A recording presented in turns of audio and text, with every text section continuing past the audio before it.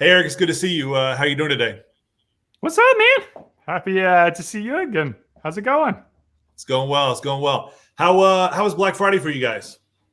It was all right. I think last year we had a product launch, I think Okay. on both Black Friday and Cyber Monday. So we had a Oh, huge wow. Black Friday, Cyber Monday last year in 2020. And then Sure. this year we were kind of expecting a little more taper and we saw that, but it's been stronger throughout the whole month. So like from a month's perspective, it was pretty good. It was in Cool. line with our expectations.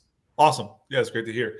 One of our designers, he bought a beard kit either Black Friday or Cyber Monday, and Oh, he's nice. he's really excited about it. Sweet. Yeah, yeah. He made a good decision, that's for sure. Yeah, for sure. He's definitely excited. Um, well, yeah, like I said before, excited to have you on. Looking forward to talking about Beard Brand.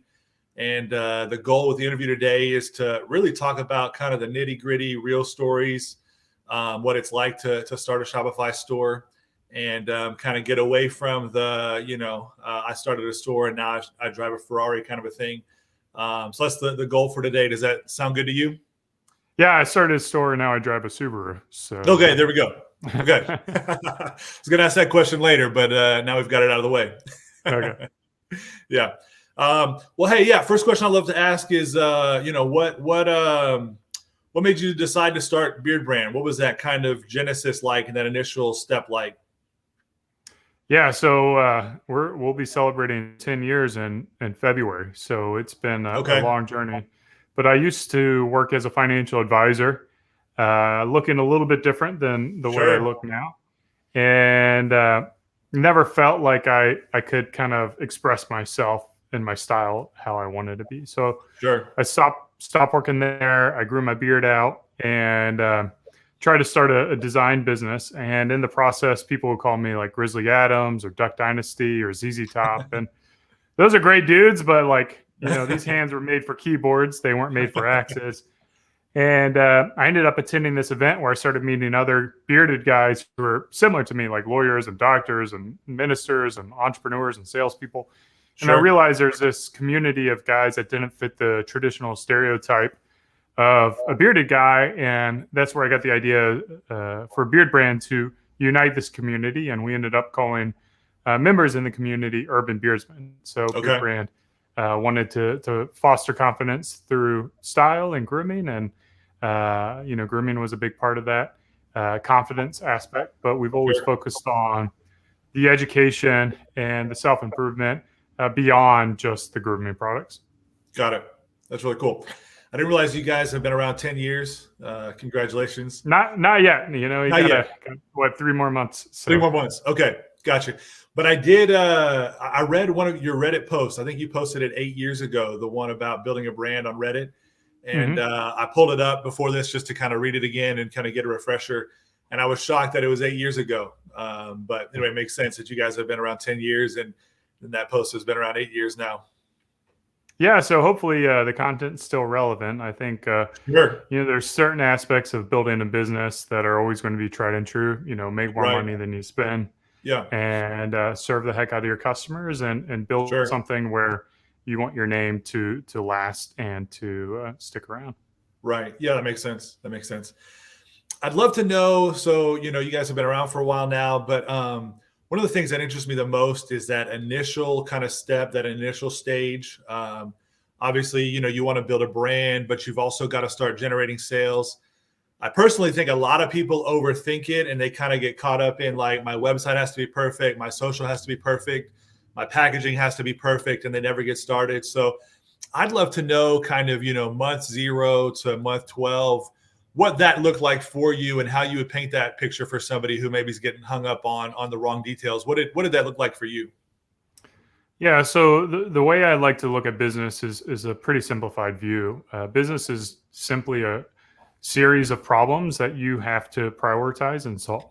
Sure. So when you realize that, the better, the more talented entrepreneur is going to be better at identifying which problems you need to solve and working on those problems and then actually solving them. So Wow. in the early days, typically your number one problem is that you don't have any customers. So as Sure. much time as possible needs to be going to how do you get in front of your customers? How do you speak to your customers? How do you, learn what their needs are? How do you kind of like tweak your value proposition to them to make sure that your product is in line in a way? So as much time and energy and effort needs to go to solving that problem. And then eventually you're going to solve that problem and you're going to find that your operations breaks. You can't get your products in, and you need to kind of work on those problems to make sure you can continue. And it's just kind of like this up and down between operations and marketing, Sure. as you go up and kind of like break operations or you break marketing and, fix those problems and go. And then the interesting thing I've always talked about is, business is essentially, or I probably heard this from somebody, but business is valued at a price of all the problems that you've solved. So that is like the valuation of your business is like, you've been able to solve these problems that nobody else has been able to do. And for solving all those problems, we're going to value your business at XYZ. Sure. Yeah, makes sense. Okay, so based on that, how did you initially solve that sales problem? Did you go to local events? Did you start with your store? What did that look like as far as getting the initial sales going? Yeah, I mean, for us, we got real lucky in that the first year we essentially created a blog and a YouTube channel, and we were the only people talking about beard care on the internet. And we were discovered by a reporter for the New York Times, and she ended up quoting us in the New York Times. So we kind of used that as a catalyst to get our brand out, and we're able to put like as seen on New York Times on our website and build that authority immediately. But basically in the early days, I think that drove like maybe 9 sales or something like that. So it wasn't like it like transformed our business overnight. But we ended up spending a lot of time on social media, kind of telling our story and what we're doing. And Entrepreneur was a big community where we would just be really transparent with the company that we were building and the successes we were having, and show the numbers and the data. And I think that helped us get a lot of podcast exposure and media exposure. And, it's just kind of one of those things like when you get the ball moving, it is like a snowball going down the hill. It just gets easier and easier and easier. So you tell these stories, and then podcasts will pick you up, and then people who listen to the podcast are like, oh, let me write an article about you. And then, kind of like that hard work pays off, but you can't really attribute it to one single thing. It's just like a lot of little things that help the business get traction and grow. No, that makes sense. And it's actually helpful. I feel like when it comes to marketing, and Facebook kind of, or digital marketing spoils people a little bit, and you want to be able to track everything and measure everything. But at some level, you're also not able to track everything. And so you have to have your marketing effort. You have to do it consistently. You have to get in front of people, and eventually it pays off more and more. But sometimes it's hard to do those things, and you don't feel like you're getting the payoff. Would you agree with that? Yeah. So much of business is, really having belief in your energies and your efforts, belief in your products that they do enhance your customers' lives, and beliefs in your tactics that they're getting out to the right people. And as much as we would love to be able to track and attribute everything down to a granular level, a lot of times you just don't have that ability. So you need to just kind of take the best data that you have and make decisions based on that. And to a certain degree, just kind of trust the process, which has been a big part of us. Is like, we try to look at things on a 10-year time frame versus, like a quarterly time frame or monthly time frame, and that allows us to invest in things that might not have payout until many years down the road. For instance, like our YouTube channel, and building content there and developing content there has been a big part of our growth. But if you start producing content on YouTube, nobody's going to watch it. You're not going to see any views, and you're going to spend a lot of time without the payout from it. So it's really important to commit to a process for something that you think will be beneficial in the long run, and then be able to commit to that for a long period of time. Yeah, that makes sense. That's really helpful. On the post that I read, the Reddit post, the one that's 8 years old, I think it mentioned you guys were doing 120,000 a month. How long did it take you to get there? And I don't know, kind of what was the process like, kind of going from 0 to 120? What do you remember about that process? What stands out? Yeah, I mean, if I remember correctly, we were essentially able to get to a seven-figure run rate within the first 12 months of the business. So Okay. I feel like we kind of had a lot of good fortune behind us with the right message and the right product to the right audience that was able to grow organically, through word of mouth, which I think is the most cost-effective way of growing a business, is have a really Sure. good product that enhances people's lives, and they tell their friends about it, and that's a pretty good marketing channel where your Right. cost of acquisition is zero, Yep. and it's all profit from there. So the more you can kind of build a product that really stands out on its own is great. And we had the fortune of developing and really creating an industry that didn't exist before. So, a lot of people, there's a lot of risk to that because you could create something that where people are just like, I don't get it, I don't need it, it's not a Sure. problem I Yeah. have. But we were fortunate that the industry we were creating was something of need, and Right. and it's grown quite a bit over these Mhm. past 10 years. Sure. It's interesting. One of the things I like about what you said is, you kind of identified a need or a niche or whatever you want to call it that wasn't really being served, and you figured out how to do it. Which I feel like a lot of DTC brands are doing now, where you have kind of your granddad's brands like Hanes and Gillette and all that kind of stuff, and then you have people coming in and serving a younger customer who kind of wants things differently and things like that. So that's really cool. But also, really one thing that stands out is you also have to have kind of the belief and the faith in what you're doing to see yourself through those initial steps. You have to believe in it and trust in the process and stuff like that. So I think there's a lot of valuable, kind of help and advice there. But yeah, okay. So that's really cool. I guess one other question I have is, when you first got started, what did funding look like? Did you take funding? Did you have money saved up? Did you bootstrap? I'm just kind of curious to know. I'm sure a lot of people watching are going to be interested in that. So what was that like for you? Yeah, we're self-funded, so Okay. any dollar that we made, we put back into the business. And I was fortunate that my wife had a fairly Mm, good paying job at the time, so we had no kids, and I was essentially um, what do they call it, a sugar daddy at the okay. time. No, no, no, she was my sugar mama. I was her Sugar. trophy. I was her trophy husband, There you go. There you and go. so, I really, you eat a lot of ramen, and I had a little bit of money saved up that could kind of pay for the expenses, but Mm, we kept the business very lean. So we were actually making product in my kitchen in the early days. I ended up wow. working with my friends' parents essentially to manufacture the products for us as we could scale. And then we were able to work with some 3PLs who could handle kind of like the lower volume that we Sure. had. So we were able to essentially keep our expenses really low. We never had the company started with like this 5,000 MOQ order for our products. We were able to Sure. do it in like 100 units or a couple hundred units, and that way we were able to essentially self-fund it out of our own pockets. And Got it. my business partners did put essentially a little capital into the business as well, but it was under $10,000 total Okay. between everything. So it wasn't a major investment. And then Sure. it just goes to the testament of trying to build a profitable company that has good margins Mm, and allows you to grow through profits rather than through outside money or investment. sure. Yeah, makes sense. Actually, I think that's another question people ask a lot is kind of, business partners and things like that. Should they find one? So what was your experience with that, and kind of advice would you give along those lines?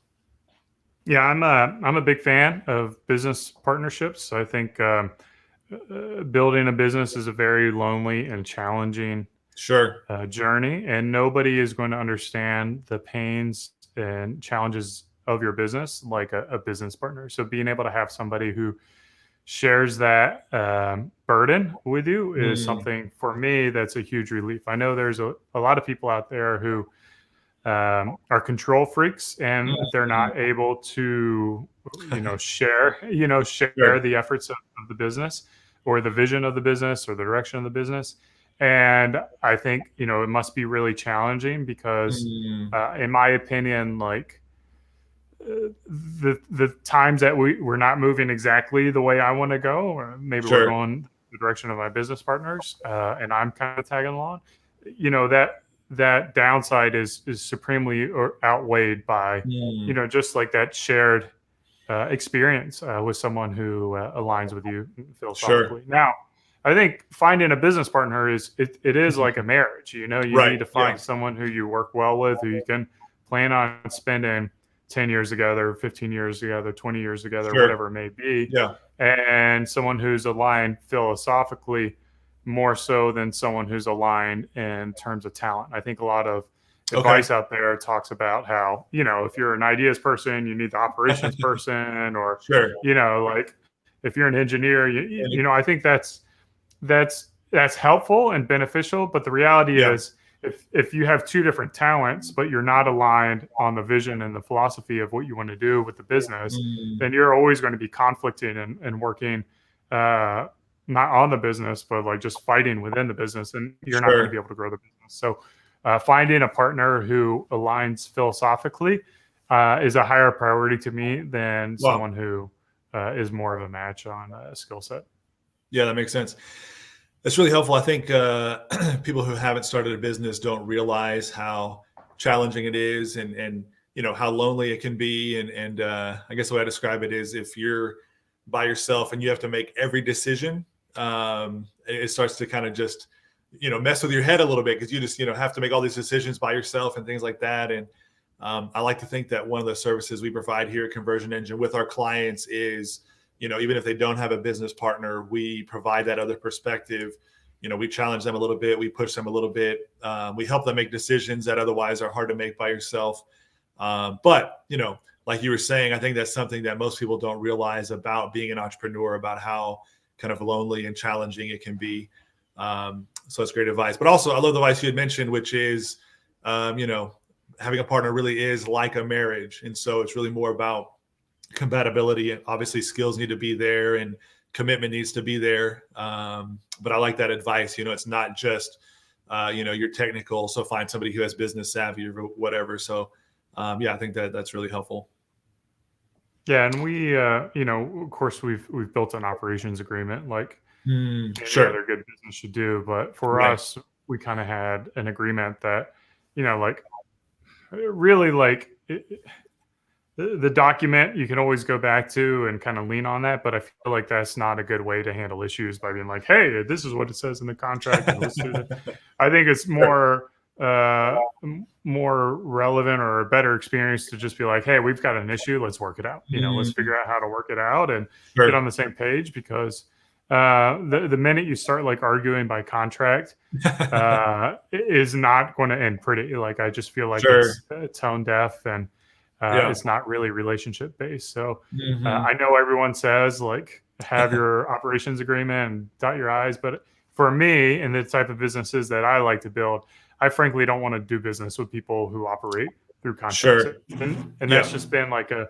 repeating theme for me, is like, anytime somebody sends a contract and they're all about, this and that, I'm just like, this is a huge red flag for the way that we work, because the reality is, it's like trying to communicate and solve things. And, some of that communication doesn't come out up front, but it's in the contract. And then people lean on the contract and it's like, well, it's in the contract. And it's like, oh, geez, man, like, screw you. It is really what it's like to me. It's just like, you're just being a dick here. And no, that's good. That makes sense. I feel like contracts, you have to have them to have a framework and provide clarity. But I like what you mentioned with a business partner. If you have to go to that, then it probably means the relationship is deteriorating. So really, that's great advice. Try to solve it at a relationship level first, and not, kind of drag each other back to the contract. That's really helpful. Yeah. And I mean, to me, a contract can just be as simple as like an email where it's like, hey, our rates are, or the equity percentages are this, and, like, you do need to write things down. Right. But I think like just building a business like based on like legalese and just like, threats of violence, or not threats of violence, but threats of going to court and all that is just not, like, you got to enjoy the journey, and that's not going to be an enjoyable way to build a business for most people. Right. But if you're that way, then yeah, try to find somebody else who also is that way. Sure. Yeah, that makes sense. That totally makes sense. Well, hey, so far we've talked about kind of that initial step. I describe it as, when you're building and growing a business, first you have to get traction, and that takes a lot of energy. I mean, getting a rocket off the ground. I'm not a rocket scientist, but the way I understand it is it takes more energy to do that than to, send it through space or whatever. But you have that traction phase when you're starting a business, and we just talked about that. And then you have to figure out, okay, how do we grow? How do we scale? And it's a different set of problems, a different set of challenges. So I'd be curious to know kind of that next step where you went from, like you said, 7 figures in the first year to, hey, we want to grow bigger. We want to keep growing. What did those challenges look like? And what did that next stage look like for you guys? Yeah, I think every business is going to kind of face hurdles at different points. Our major hurdles was in the early days is like building something that's never been built before in an industry that's never really existed before. What is the Sure. potential of the business? So for us in the early days, it was kind of like, hey, this could be a side project for all of us. And then it kind of turned into, well, maybe this could be like a lifestyle business for me. Sure. And then my business partners would continue to work on their business.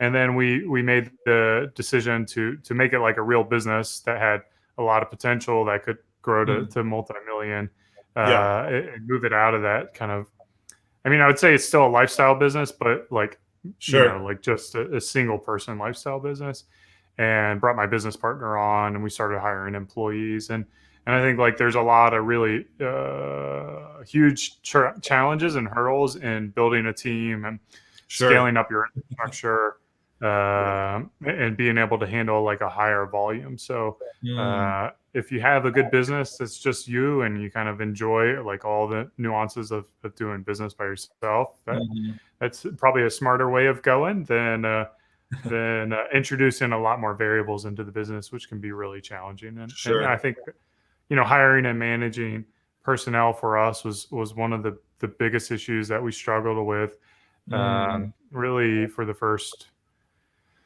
I don't know, like 2 or 3 years of the business. We had never done it before, and it was all new to us. So once we solved that, the business became a lot less drama, I should say. Sure. Yeah, it makes sense. So you're saying there's not like a magic button you can push and things take off? There are probably magic buttons, but taking off like profitably versus just taking off are two different things. So sure. I could have 50 million in the bank and then throw everything into Facebook and pay $100 to acquire a $50 customer, and then things take off, but the business is not going to be sustainable. Right. Yeah, that makes sense.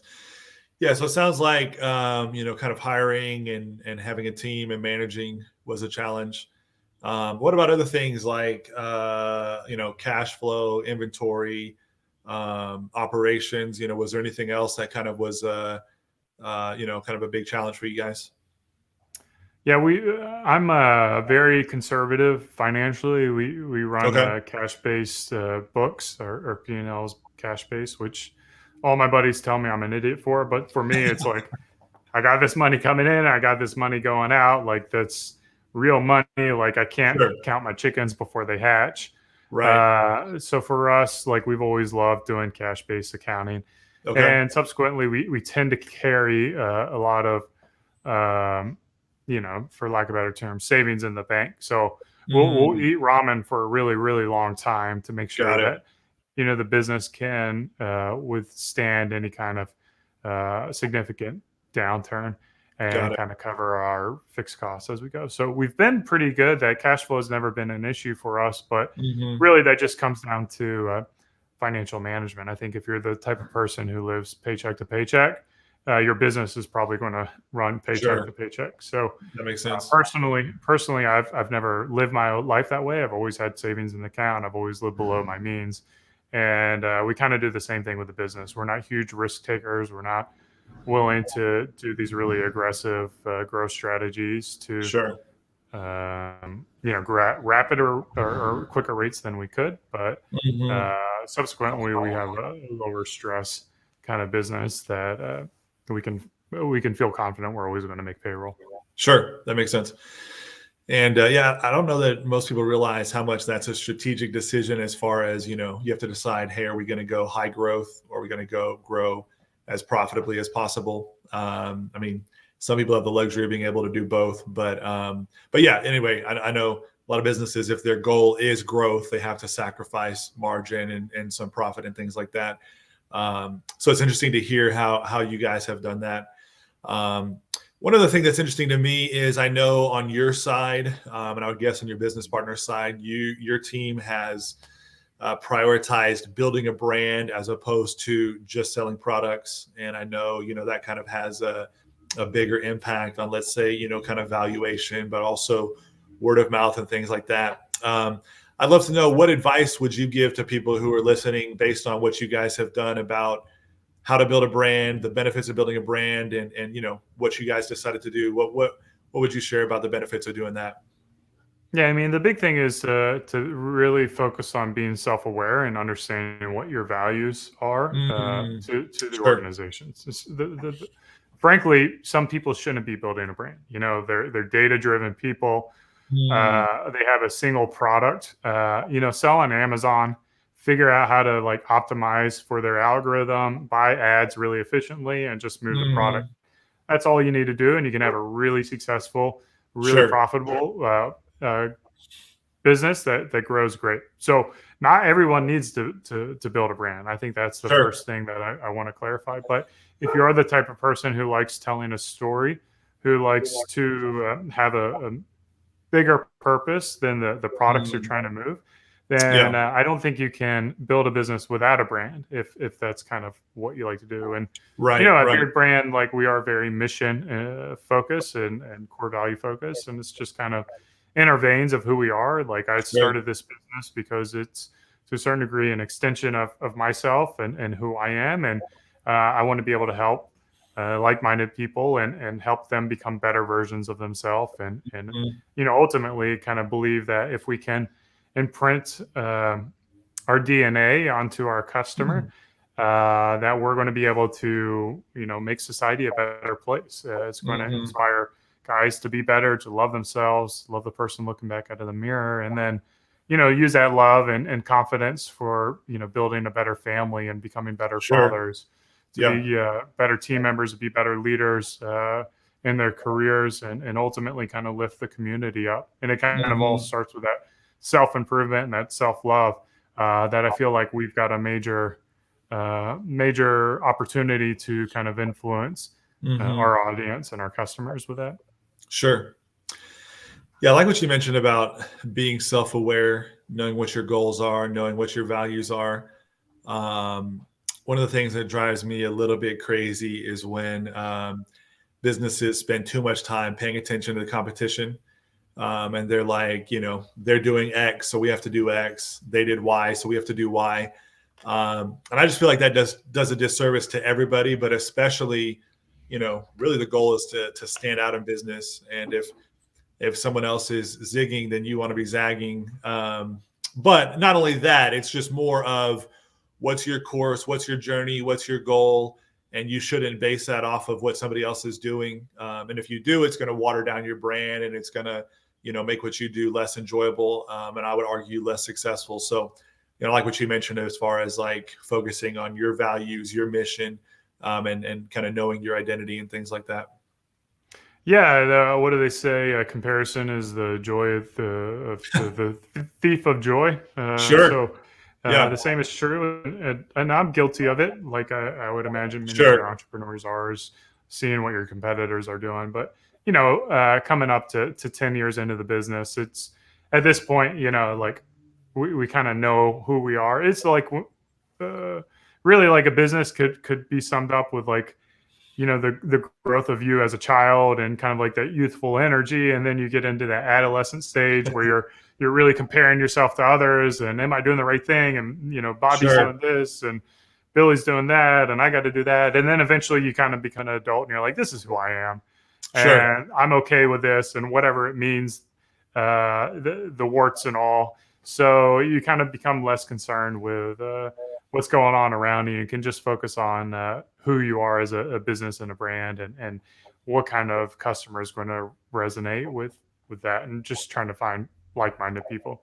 Sure. Yeah, that totally makes sense. That's great. Well, hey, I feel like we've covered quite a bit of ground. Talked about a lot of awesome stuff. I think this is going to be really helpful for people. I'd love to know, as kind of a final last question, if somebody is thinking about starting a brand, they're looking at brands like Beard Brand or whoever, and kind of think, hey, that's the journey I'd like to take. What would your advice be to somebody who's looking to take that first step? What would you tell them after doing this for 10 years? Yeah, I mean, I think the biggest mistake that entrepreneurs, the people who want to be entrepreneurs who aren't Sure. quite there yet, is overthinking it, over planning, Okay. over analyzing. The best thing that you can do is just do it. Go out there, create the website, sell the product, break stuff. You're going to learn a lot quicker that way by doing rather than by planning. So Sure. launch your products, even if it's 90%, because the reality is no one knows who the heck you are. So you just got to start going and start doing. Yeah.